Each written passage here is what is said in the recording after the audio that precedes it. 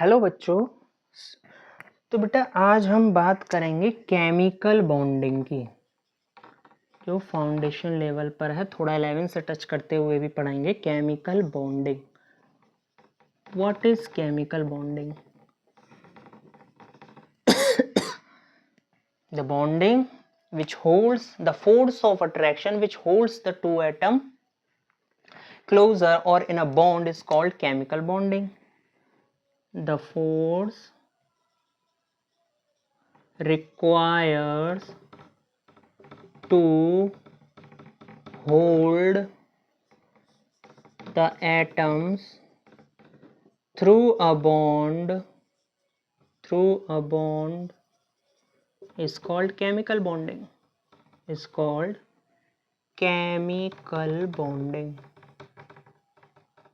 वो chemical bonding कहलाता है।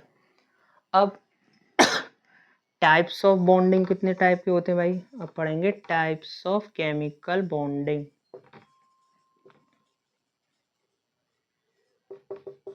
यानी कि समझे, जैसे कार्बन कार्बन ये एक फोर्स है, तो दोनों को जो होल्ड किए हुए कार्बन डबल बॉन्ड कार्बन, इस तरह से ये तो हो गए ऑर्गेनिक में।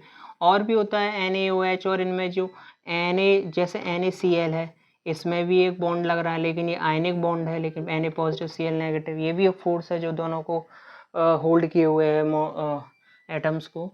तो टाइप्स ऑफ केमिकल बॉन्डिंग में पहला होता है कोवलेंट बॉन्डिंग। कोवलेंट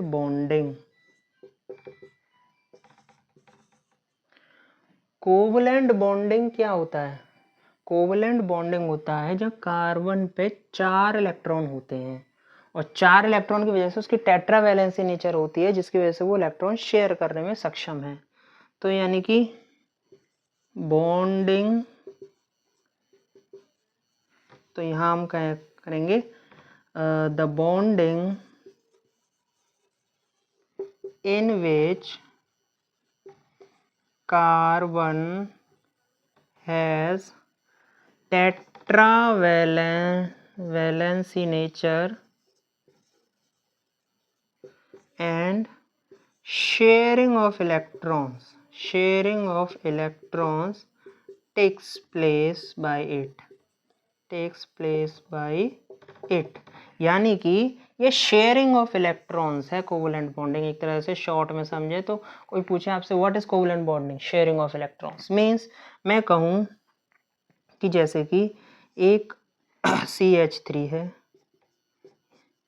और एक और CH3 है, तो यहाँ पर यदि मैं इनका स्ट्रक्चर बनाऊँ, लुईस डॉट स्ट्रक्चर बनाऊँ जैसे, तो आप यहाँ से स्ट्रक्चर इस तरह से बना सकते हैं। ये कार्बन, ये भी carbon, 1 2 3 hydrogen, 1 2 3 hydrogen, hydrogen hydrogen hydrogen hydrogen hydrogen और हाइड्रोजन। इस तरह से हमने 6 हाइड्रोजन इसके अरेंज कर दिए।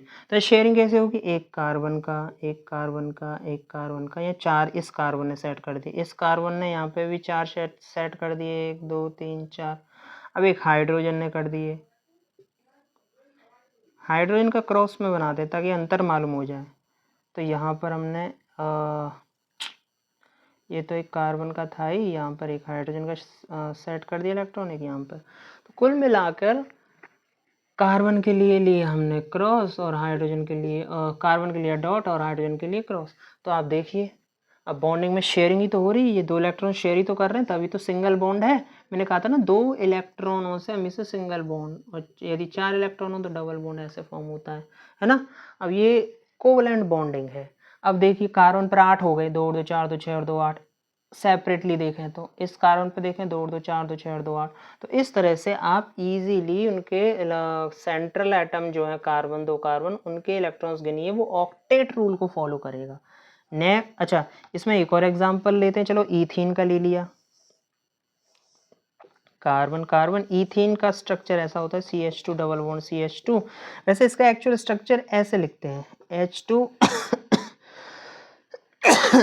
C डबल बॉन्ड CH2, यानी कि इन 2 कार्बन के बीच में बॉन्डिंग है। ये इसका तो मतलब भी यही है कि कार्बन से बॉन्डिंग है, ये ऐसा लिख दिया गया है, बट ये भी गलत नहीं है, ये नहीं है, ये एक्चुअल में लिखा हुआ होता है। ये वैसे करेक्ट रिप्रेजेंटेशन है, जो आपको बताता है। अब मैं कहूँ ईथीन में इस तरह से बॉन्डिंग करिए कि आप कैसे, जैसे दो, एक हाइड्रोजन यहाँ, एक हाइड्रोजन यहाँ, एक हाइड्रोजन यहाँ, एक हाइड्रोजन यहाँ। अब देखिए इलेक्ट्रॉन किस तरह से फॉर्म होते हैं। देखिए कार्बन को 4 सेट करने हैं, एक यहाँ कर दिया, एक यहाँ कर दिया, बचे दो यहाँ यहीं करने पड़ेंगे। इस कार्बन को भी 2 यहाँ करने पड़ेंगे, एक यहाँ और एक यहाँ। एक हाइड्रोजन को हम क्रॉस मान के चल रहे थे तो वहाँ वो क्रॉस इलेक्ट्रॉन के फॉर्म में हमने रिप्रेजेंट कर दिया। तो आप क्या देखेंगे यहाँ पर, एक डॉट है, ये डॉट है, ये क्रॉस है। आप क्या देखेंगे कि 4 इलेक्ट्रॉन शेयर हो रहे हैं, यानी कि यहाँ पर कोवलेंट बॉन्डिंग है लेकिन डबल फॉर्म में। ठीक है, तो इस तरह से ऐसे ट्रिपल फॉर्म में भी हो सकता है कंपाउंड की यहाँ 4 जगह 6 इलेक्ट्रॉन हो जाएंगे अदर हाइड्रोजन शेयरिंग के साथ। तो इस तरह से हम कोवलेंट बॉन्डिंग में यही चीज पढ़ते हैं, पहली टाइप में कोवलेंट बॉन्डिंग में। अब यदि हम दूसरा टाइप देखें तो कोवलेंट बॉन्डिंग के बाद दूसरा टाइप है इलेक्ट्रोवेलेंट बॉन्डिंग या आयनिक बॉन्डिंग भी कहते हैं हम इसे। इलेक्ट्रोवेलेंट बॉन्डिंग या आयनिक बॉन्डिंग क्या होता है उसमें, आयनिक बॉन्डिंग या इलेक्ट्रोवेलेंट बॉन्डिंग, यानी कि इसमें क्या होता है, ट्रांसफर ऑफ इलेक्ट्रॉन्स, शॉर्ट में लिखता हूं एकदम, transfer of electrons from metal atom to non metal atom.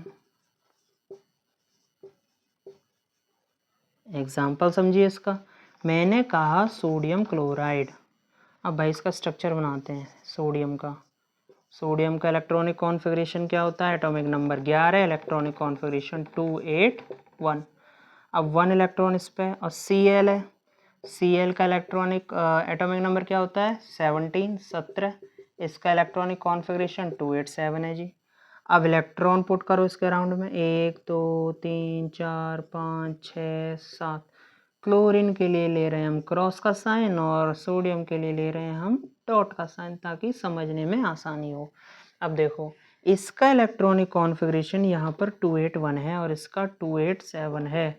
यदि और दो इसको एक इलेक्ट्रॉन निकालना है अपना स्टेबिलिटी एक्वायर करने के लिए। स्टेबिलिटी कब, जब नोबल गैसेस के बराबर इलेक्ट्रॉनिक कॉन्फ़िगरेशन हो जाए। नोबल गैसेस के बराबर इलेक्ट्रॉनिक कॉन्फ़िगरेशन का मतलब क्या है कि वैलेंस शेल में 8 इलेक्ट्रॉन रहे, बस लास्ट वैलेंस शेल कुछ भी हो उसमें 8 इलेक्ट्रॉन रहने चाहिए, ये कहता है ऑक्टेट रूल। इसमें 8 को लाने के लिए 7 को तो निकाल नहीं सकते, इसमें एक उपाय हो सकता है कि 1 आ जाए तो ये 288 हो जाएगा। अब हम क्या करेंगे, एक इलेक्ट्रॉन यहाँ से माइग्रेट किया तो ये पास होके ऐसे बना यानी पॉजिटिव, और ये Cl पे एक एक्स्ट्रा है तो Cl नेगेटिव, यानी कि 1 2 3 4 5 6 7 और एक सोडियम का ऐसे जुड़ गया। तो NaCl इलेक्ट्रॉन क्लाउड Cl पे ज़्यादा हो गए तो इस तरह से Na पॉजिटिव Cl नेगेटिव की फॉर्मेशन हो गई। अब यहाँ पर जब डोनेट कर दिया तो इलेक्ट्रॉनिक कॉन्फ़िगरेशन 2,8 और यहाँ पे भी 2,8,8 हो गया। तो इस तरह से हम बना सकते हैं आयनिक बॉन्डिंग। ये जो इलेक्ट्रॉन का ट्रांसफर इस तरह से होता है मेटल टू नॉन मेटल, वो कहलाता है आयनिक बॉन्डिंग। अब मैं कहूँ कि भाई Mg क्लोराइड का बनाओ, मैग्नीशियम के पास कितने इलेक्ट्रॉन है, 12 एटॉमिक नंबर है, 2 इलेक्ट्रॉन एक्स्ट्रा है, 1 2। क्लोरीन को मैग्नीशियम को डॉट से लेना है, 1 और 2। क्लोरीन के पास 1 2 3 4 5 6 7 इलेक्ट्रॉन सेटिस्फाई करने, क्योंकि इलेक्ट्रॉनिक कॉन्फ़िगरेशन ये है। अब ये इलेक्ट्रॉन अपना यहाँ पर माइग्रेट करेगा और ये यहाँ पर, क्यों, क्योंकि इसका मैग्नीशियम का जो इलेक्ट्रॉनिक कॉन्फ़िगरेशन है वो 282 होता है। क्यों, क्योंकि इसका एटॉमिक नंबर 12 है, 2 8 और 2 10 और 2 12, इसलिए ये 2 इलेक्ट्रॉन देगा। तो यहाँ पर देने के बाद इसका इलेक्ट्रॉनिक कॉन्फ़िगरेशन 2,8 हो जाएगा, ये 2,8,8, ये तो पहले से समझते आ रहे हैं। तो अब ये कैसे बनेगा, 2 इलेक्ट्रॉन निकले तो Mg2 पॉजिटिव और ये Cl नेगेटिव है ना, लेकिन 2Cl नेगेटिव आयन में टूटता है ये, इसलिए 2Cl नेगेटिव आयनिक फॉर्म में ब्रेकअप में दिखाएंगे तो, और यदि वैसे लिखेंगे तो MgCl2 लिखेंगे, है ना, क्योंकि 2 क्लोरीन है इसलिए 2 मैग्नीशियम के इलेक्ट्रॉन ले लिए। तो इस तरह से आयनिक बॉन्डिंग और इलेक्ट्रोवेलेंट बॉन्डिंग आप समझ गए होंगे कि इसमें ट्रांसफर ऑफ इलेक्ट्रॉन होता है मेटल टू नॉन मेटल में। चलिए अब हम बात करते हैं कोऑर्डिनेट बॉन्डिंग की। भाई कोऑर्डिनेट बॉन्ड क्या होता है? कोऑर्डिनेट बॉन्ड क्या होता है? कोऑर्डिनेट बॉन्ड ये होता है जी, कोऑर्डिनेट बॉन्ड। अब कोऑर्डिनेट बॉन्ड में पूरी whole species, transfer of whole species of electron, whole species मतलब pair of electrons from one atom of element to other atom of element।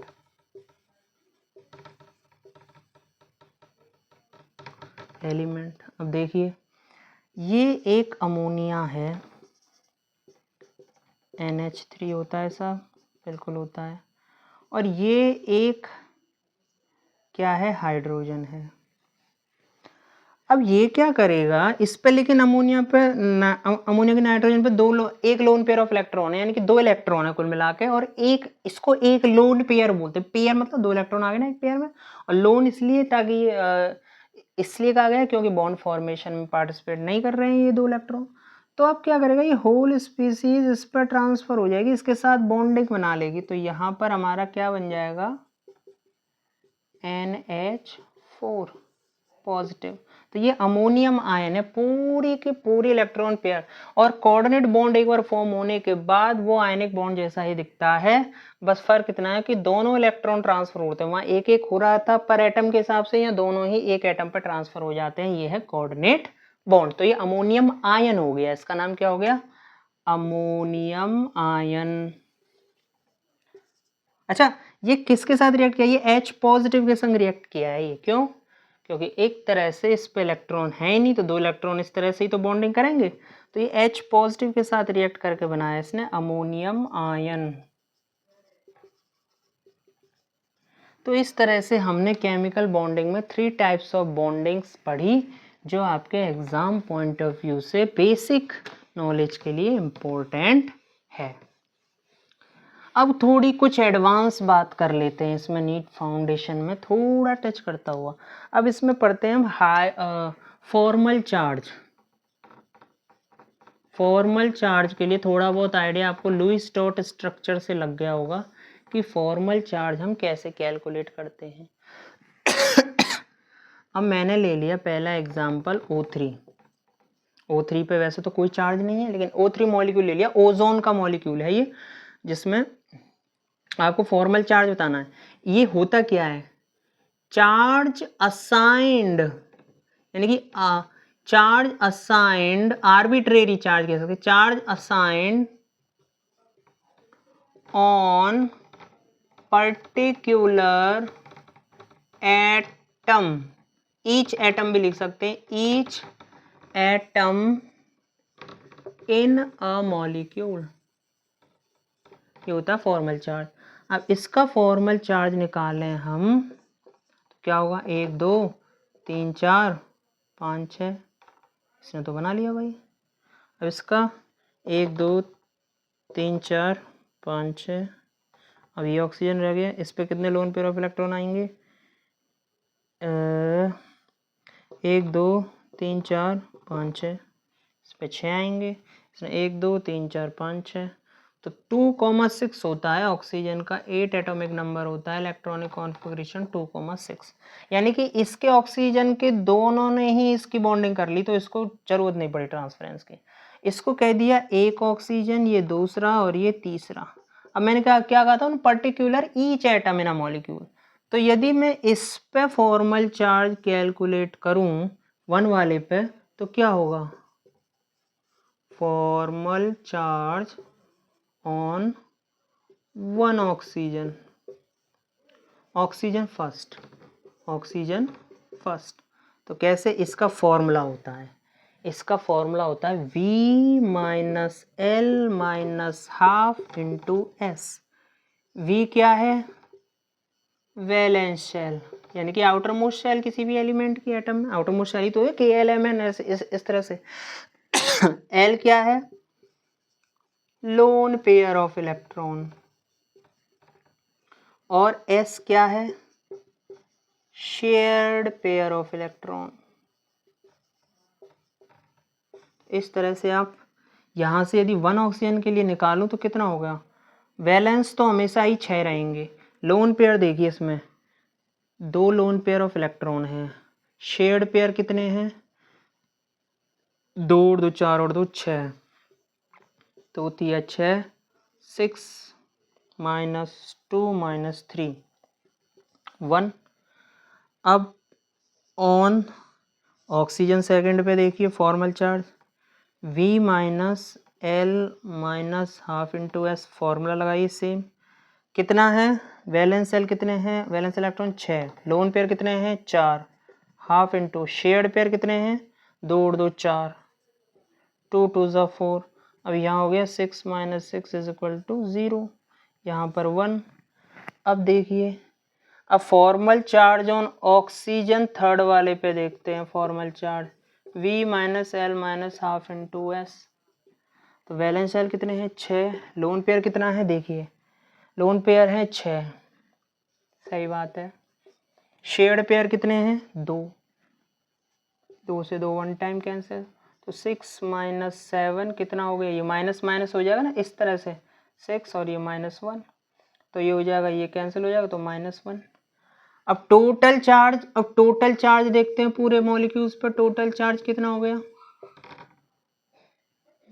1 + 0 - 1, यानी कि प्लस करके -1 इस तरह से लिखेंगे मैथमेटिकली। तो ये इस तरह से 1 से 1 0, क्योंकि टोटल मॉलिक्यूल पे तो कोई चार्ज था ही नहीं। इट मीन्स हमारी कैलकुलेशन सही जा रही है। तो ईच ऑक्सीजन के लिए, इसमें एक ही एलिमेंट के एटम्स हैं, तो ईच ऑक्सीजन के लिए हमने फॉर्मल चार्ज इस तरह से कैलकुलेट किया।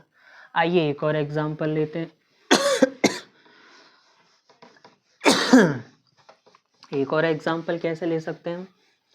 एक और एग्जांपल लें हम तो इस तरह से लेंगे, जैसे मैंने कह दिया कि CO3 2 नेगेटिव कार्बोनेट आयन है। इस बार आयनिक स्पीसीज लिए मैंने, तो इसका इलेक्ट्रॉन इसका स्ट्रक्चर बनाएंगे। तो पहले स्केलेटन स्ट्रक्चर बनाते हैं नॉर्मल बॉन्डिंग का, देखते हैं कैसे बनता है ये।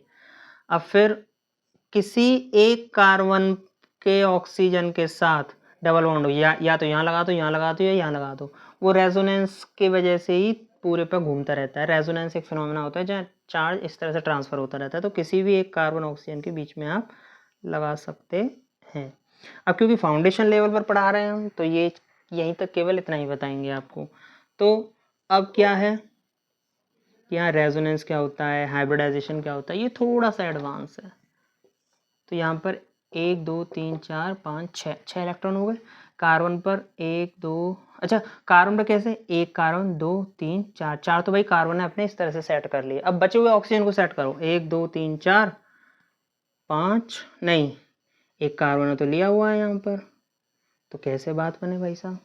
अब यहाँ पर सेट करो, 1 2 3 4 5 6, 6 इलेक्ट्रॉन्स हो गए। अब 6 इलेक्ट्रॉन्स इसके हो गए, इस पे 1 2 3 4 5 6, इसकी तो सेटिस्फाई कर गया। अब तो कार्बन ने किया 1 2 3 4, और एक ऑक्सीजन ने 1 2 3 4, क्योंकि 2 नेगेटिव है तो इस वजह से क्या करेंगे, ऑक्सीजन पर एक तरह से कितने हैं भाई, 2 इलेक्ट्रॉन एक्स्ट्रा हैं। तो कार्बन पर एक तरह से ये पूरे पे चार्ज है, तो कार्बन के सेंट्रल मेटल पे कितने हो जाएंगे, 4 की जगह 6, तो 1 2 3 4, ठीक है। चलो कार्बन तो अपने एक एक सेट करेगा।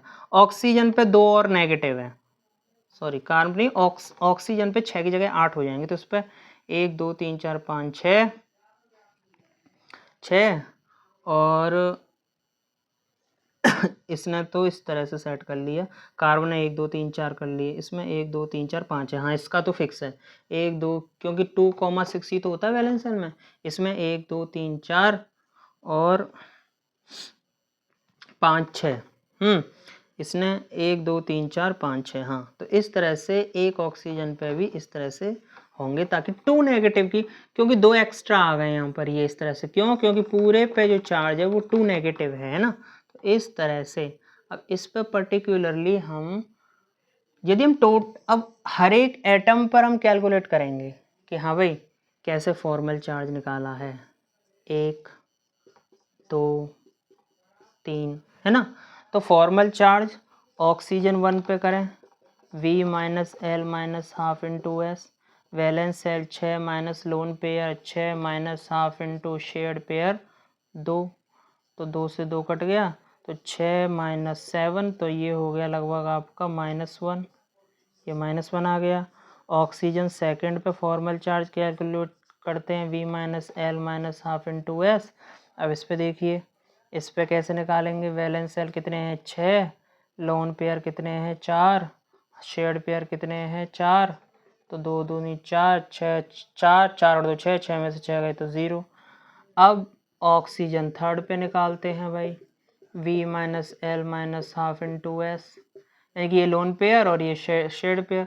थर्ड पे वैलेंस सेल कितने, वही 6 रहने वाले, लोन पेयर कितने हैं 6 और हाफ इंटू शेयर्ड पेयर कितने हैं 2, तो ये कितना हो गया 6 माइनस 6 माइनस 1, तो ये हो गया 6 माइनस 7, ये भी हो गया -1। तो इट मीन्स हमारी कैलकुलेशन बिल्कुल सही जा रही है, -1 और -1 हमारा फॉर्मल चार्ज -2 हो गया कुल मिलाकर। तो टोटल चार्ज क्या हो गया, टोटल चार्ज हो गया -1 + 0 -1, तो ये हो गया -2, जो कि यहाँ पर ये वाला 2 नेगेटिव इंडिकेट करा। तो इस तरह से पर्टिकुलर ईच एटम पर हम फॉर्मल चार्ज कैलकुलेट कर सकते हैं। तो ये बहुत सिंपल तरीका था। ये लुईस डॉट स्ट्रक्चर के बाद सेकंड स्टेप होता है, जो लुईस डॉट स्ट्रक्चर आप समझ गए होंगे कि हाँ किस तरह से हम इलेक्ट्रॉनों को सेटल करते हैं, उनका वैलेंसी देखते हुए कंप्लीट इलेक्ट्रॉनिक कॉन्फ़िगरेशंस की। जैसे कार्बन कंपाउंड्स में भी लुईस डॉट स्ट्रक्चर बनाते हैं, इसमें भी मैंने आपको बना के दिखाया। इलेक्ट्रॉन्स का अरेंजमेंट फॉर्मल चार्ज में ही लुईस डॉट स्ट्रक्चर का कॉन्सेप्ट क्लियर हो गया होगा आपको। आई थिंक सो आपको ये थोड़ा फाउंडेशन लेवल पे चीज़ें समझ में आई और आप इनकी प्रैक्टिस करेंगे। Thank you.